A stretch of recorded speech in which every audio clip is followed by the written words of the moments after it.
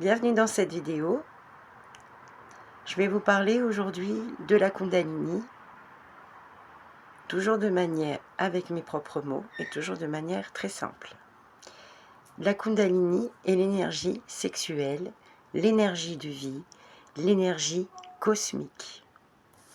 Elle est représentée par un serpent autour d'un bâton qui tourne comme une spirale. Ces deux serpents représentent les deux énergies de la Kundalini, l'énergie yin, qui représente le moins de la polarité, et l'énergie plus, qui représente le masculin de la polarité. L'éveil de la Kundalini est donc le mouvement qui se crée, la synergie entre les deux polarités. C'est donc une énergie de vie très puissante. Elle dort à la base du sacrum en chacun des êtres humains, puis se réveille selon les individus.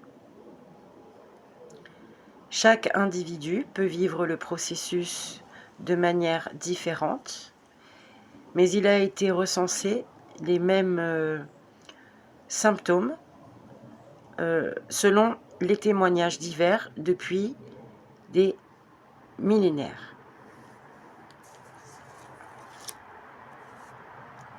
Alors, je regarde un petit peu mes notes pour essayer de rester concentrée.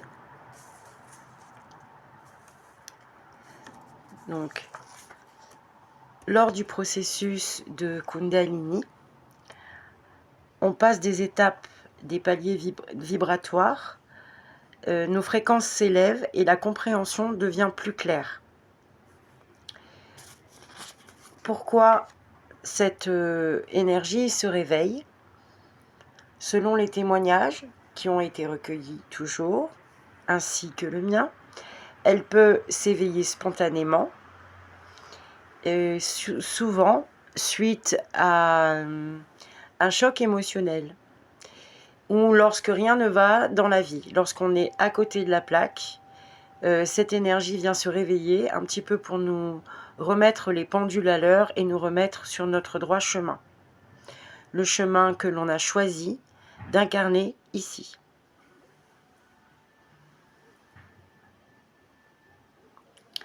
Lorsque les deux polarités yin et yang se mettent en mouvement, cela permet de les unifier et de les mettre en symbiose.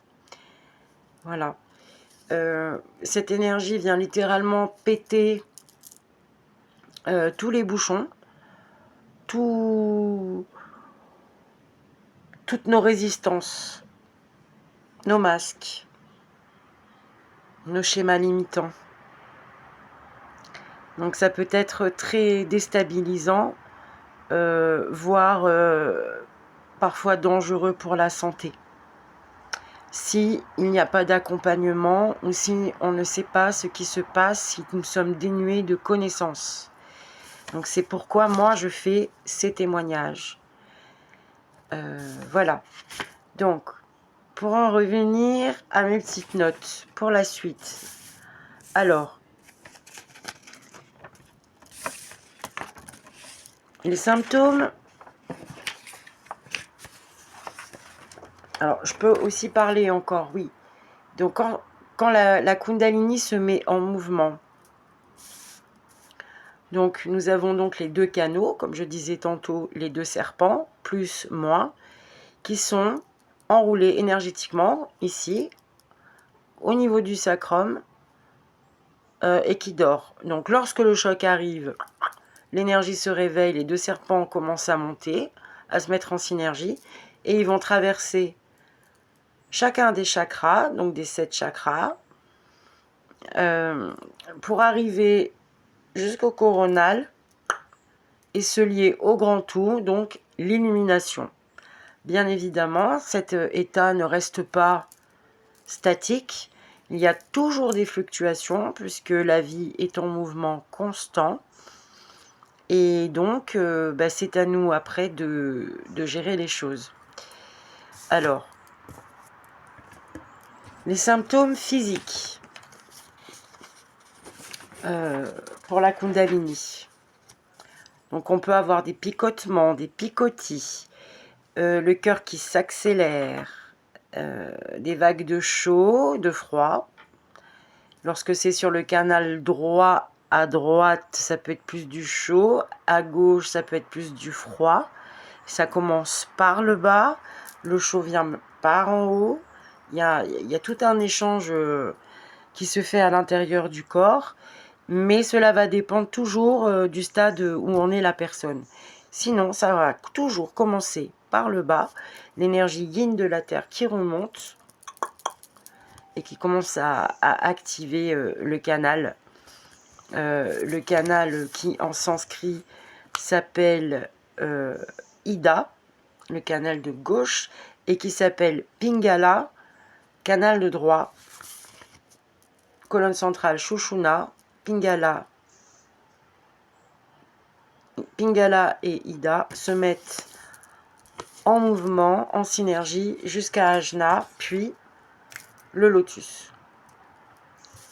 Alors ça, c'est sur l'aspect énergétique, c'est la photo, le schéma du mouvement énergétique. Donc les symptômes. Donc on peut avoir le bas du dos très raide, donc avoir les mouvements de chaud, de froid, sensation de picotis, picotement, accélération des battements du cœur. On sent des sensations sur les chakras, donc les chakras roue énergétique. On peut avoir des sensations de vibrer. Voilà, vraiment, littéralement. Alors on bouge pas, mais on a vraiment l'impression que notre corps bouge, vibre, vraiment. Ça peut être très très puissant, très fort parfois.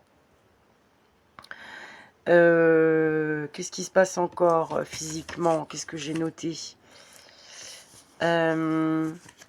L'énergie monte en vague et on le sent clairement. On la sent passer parfois même dans les chakras. On la sent même... c'est comme un liquide très chaud, assez épais. On peut ressentir ça comme ça. On peut avoir des sensations de pression. On peut avoir des crampes, des décharges électriques, chair de poule, qui sont dues au mouvement de l'énergie. On sent vraiment des mouvements de balancement, mouvements de vagues, de bas en haut. Donc voilà, ça fait tout ça sur énergétiquement. Sur le corps énergétique, ça c'est les choses que j'ai notées. Ensuite, on va voir sur les effets psychiques émotionnels. Alors, cette énergie va clairement, comme je disais, briser les résistances. Donc c'est le chaos total, hein, sur tous les plans de vie. Sur tous les plans de vie.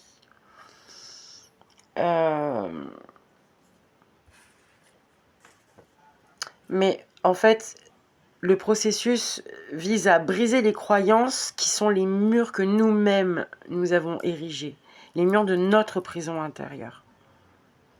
Ça permet de reconnaître les blessures de l'âme qui ont été causées dans l'enfance, voire même sur d'autres plans. Ça permet vraiment une ouverture à l'être multidimensionnel, des compréhensions différentes. Ça donne une forte puissance et de fortes envies, beaucoup d'idées sur le côté psychique. On va avoir des besoins d'introspection, besoin de se retirer un petit peu du monde parce que c'est très compliqué. Les choses se casse, on a de nouvelles perceptions, on voit les choses de manière différente, mais encore faut-il laisser le processus agir en soi, en lâchant prise. On peut avoir, donc on a des pertes de repères, le sommeil peut devenir très compliqué, il peut être très court, très agité. Ah oui, dans les symptômes physiques, là ça me vient, la faim, on peut ne plus avoir faim. On revoit même notre manière de manger le vivant par exemple. Voilà, on commence à se poser des questions.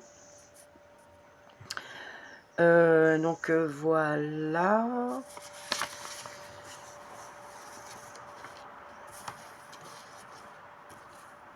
Voilà, voilà. Donc dans la vie, eh bien,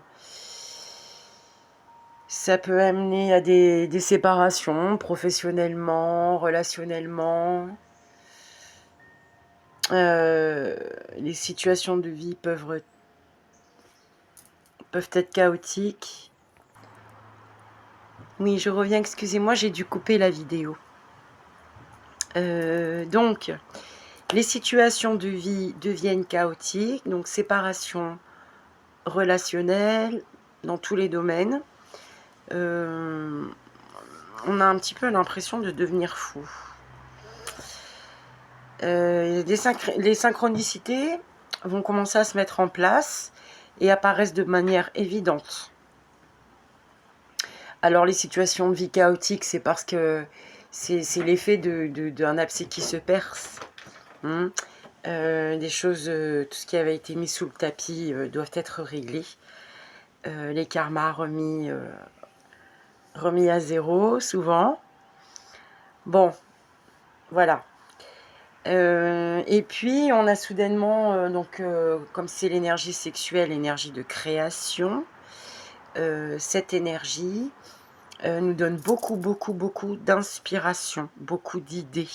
Et donc, on a besoin de connaissances. On a envie de comprendre ce qui se passe. On a envie de connaissances, mais de connaissances spirituelles. Voilà. En quête du sens de la vie. Voilà, ça arrive souvent aux personnes qui ont justement cette chose en eux depuis toujours, la quête du sens, d'une certaine manière.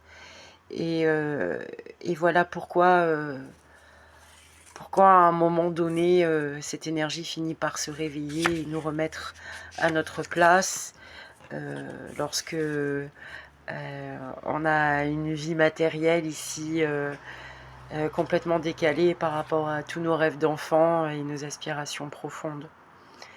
Donc voilà, quelque part c'est une bénédiction.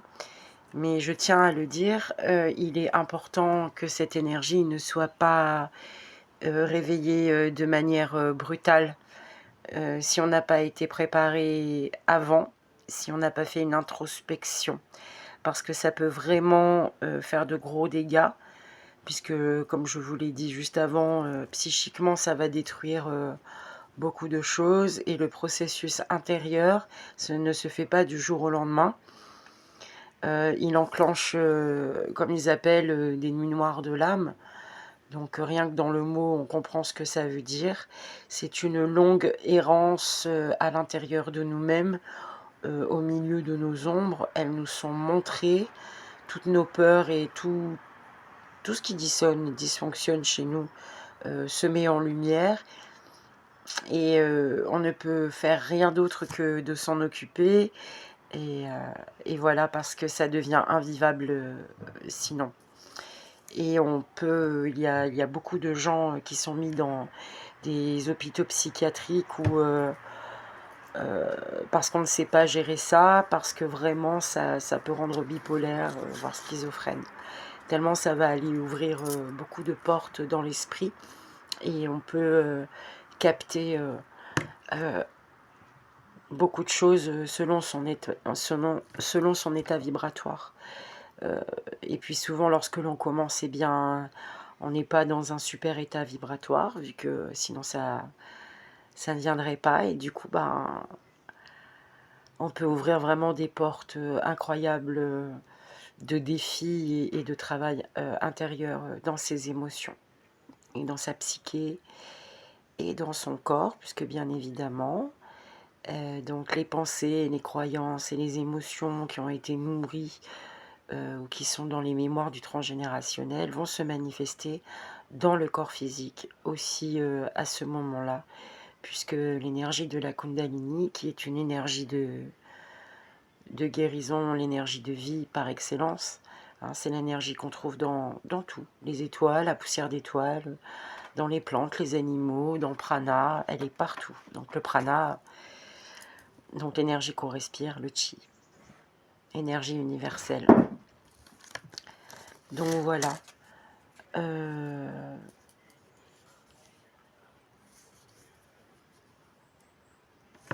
Qu'est-ce que...